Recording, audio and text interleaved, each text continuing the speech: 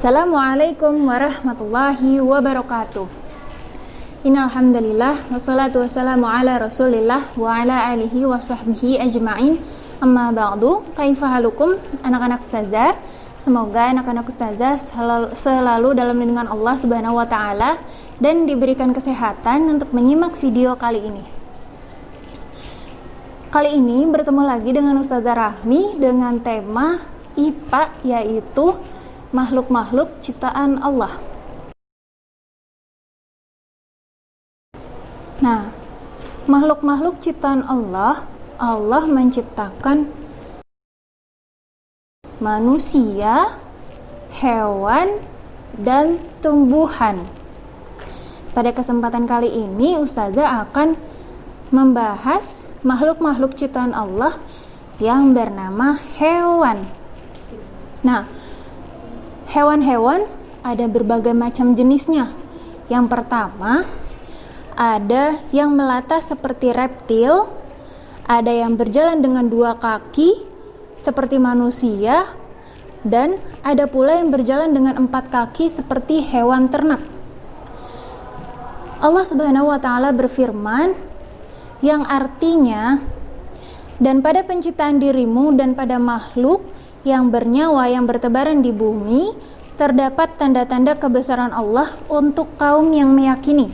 Quran Surat Al-Jasiyah ayat 4. Ternyata hewan-hewan ini, baik yang hidup di darat, di laut, ataupun di udara, membentuk suatu kelompok-kelompok sosial, sehingga cara hidup berbagai aktivitasnya tidak jauh berbeda dengan manusia.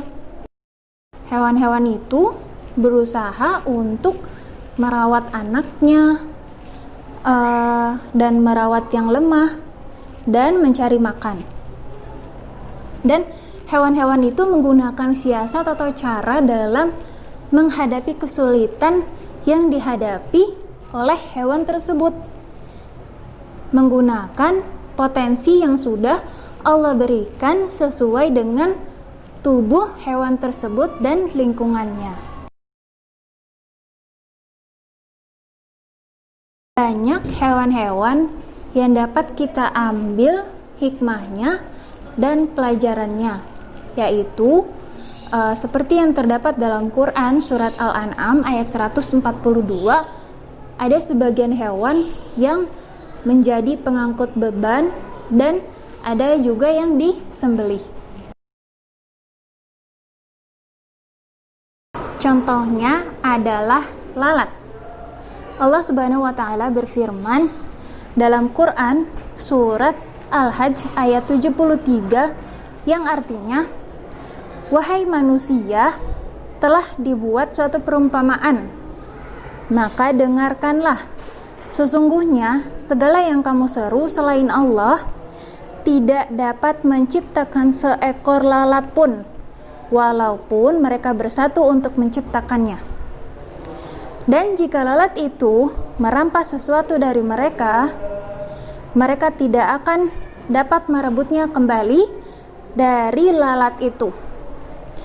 Sama lemahnya dengan yang disembah atau yang menyembah. Nah, dari sini seorang manusia tidak akan bisa menciptakan ciptaan yang sudah diciptakan oleh Allah Subhanahu wa taala. Meskipun itu adalah sebuah hewan, yaitu seekor lalat.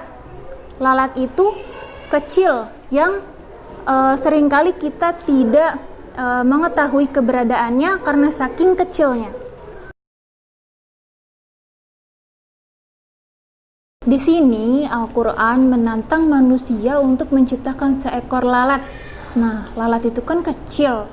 Apakah dengan teknologi manusia yang sudah semakin canggih seperti saat ini, apakah bisa menciptakan seekor lalat? Orang-orang kafir, mereka menolak untuk nyamuk sebagai perumpamaan, karena mereka beranggapan bahwa nyamuk itu adalah hanya binatang kecil yang remeh. Jadi hati mereka telah dibutakan untuk melihat keagungan dan ciptaan Allah. Seorang muslim itu berbeda anggapan dengan orang-orang kafir, yaitu dalam penciptaan Allah tidak ada yang remeh, karena dalam penciptaan Allah terdapat hikmah di dalamnya. Nah, maka bagi seorang mukmin sudah sepatutnya untuk memperhatikan apa-apa yang sudah Allah ciptakan di muka bumi ini. Nah, salah satunya itu penciptaan hewan dengan berbagai macam jenis, bentuk, dan karakteristiknya. Sekian pembelajaran kali ini, semoga bisa diambil manfaat dan diamalkan kepada santri-santri ustazah ya. Subhanakallahumma wa bihamdika asyhadu alla ilaha illa anta astaghfiruka wa atubu ilaik. Wassalamualaikum warahmatullahi wabarakatuh.